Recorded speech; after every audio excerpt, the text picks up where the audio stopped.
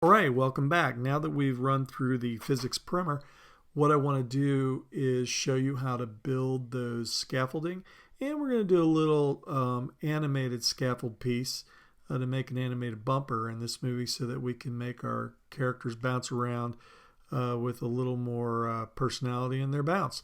So first thing I want to do though is I want to show you that I did move the gameplay up over top of the intro screen again so that we can do quick previews. And then also between movies I did a little house cleaning and I took the background and I grouped it and so that I could turn it on and off as one unit. That makes it easier so that I can go in and do my edits and build them cleanly, so not having anything in the way. I also did that with my cloud group. I turned those off. So what we're going to do is we're going to build our scaffolding first.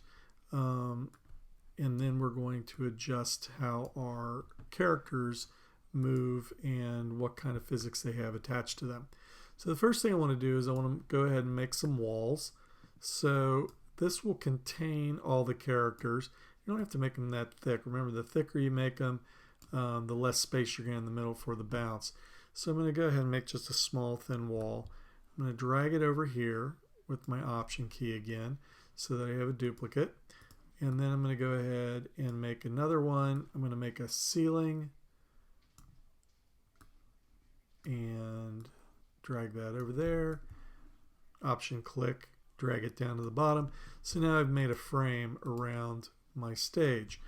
But what I'm going to do on the physics is instead of inactive, I'm going to go ahead and make that static. And that way when these dynamic elements, which we're going to make dynamic, bounce into them, they'll bounce around but they won't leave the stage. So let's go ahead and select each one of these, and I already have them as dynamic. What you'll find out when you're making your dynamic elements is you may have a trial and error time where you're going to have to adjust the bounce and the density so that it bounces the way you want.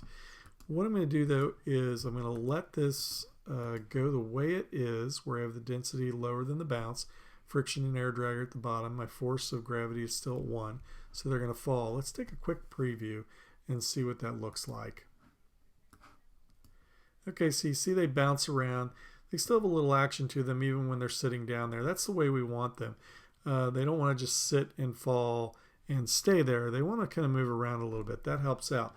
But now we're going to do something a little more interesting. We're going to add a animated pusher that will lift the floor up and push these elements up in the air constantly so that they're always moving around in the middle of the screen.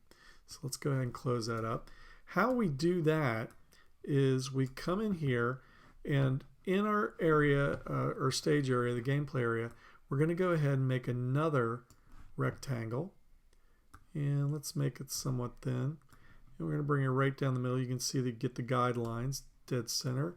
Then we're going to bring it out to, let's just bring it out right about here.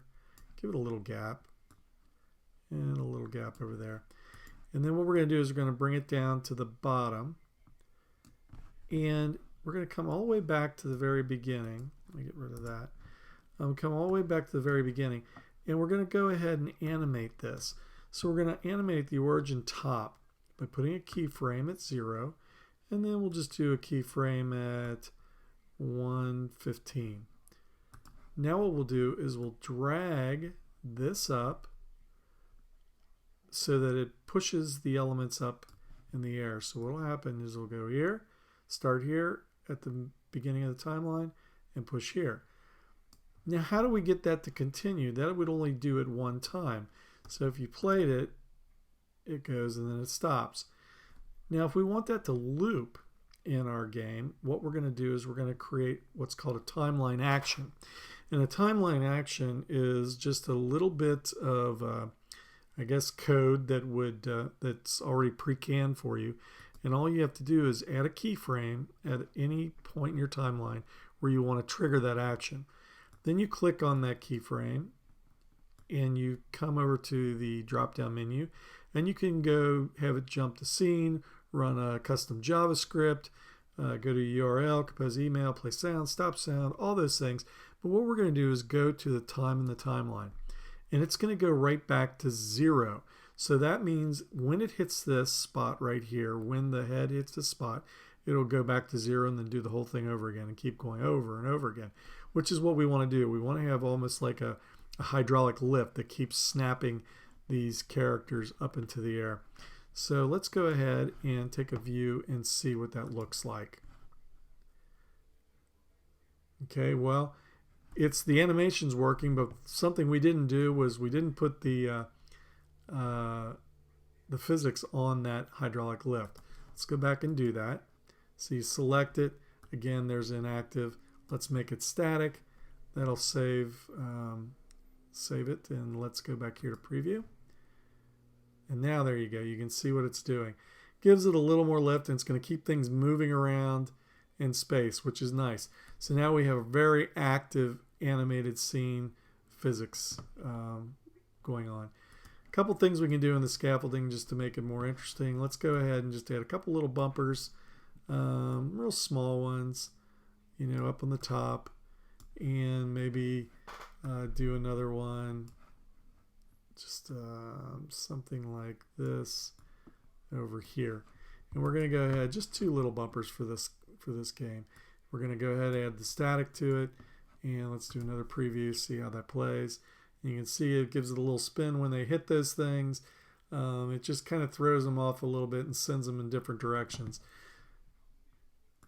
Now for the finishing touch, we'll go ahead, take the walls, shift click to select all, and shift click our bumpers and our animated hydraulic lift. And what we'll do now is we'll go back into the element inspector, and here we'll go ahead with none on the color, none on the stroke, and they're invisible. Last thing to do to bring this all together is we come back down to our timeline and we turn back on our cloud groups and our background group. Then what we'll do is go ahead and do another preview. And there you can see it bouncing around inside of its stage. So that's the easy way to build the physics and do some really creative movements by building those scaffolds and also building an animated scaffold piece. In the next video, we're going to wrap up the winning screen, loading screen, and then we're heading into Xcode and wrap this whole thing up in Swift. See you then.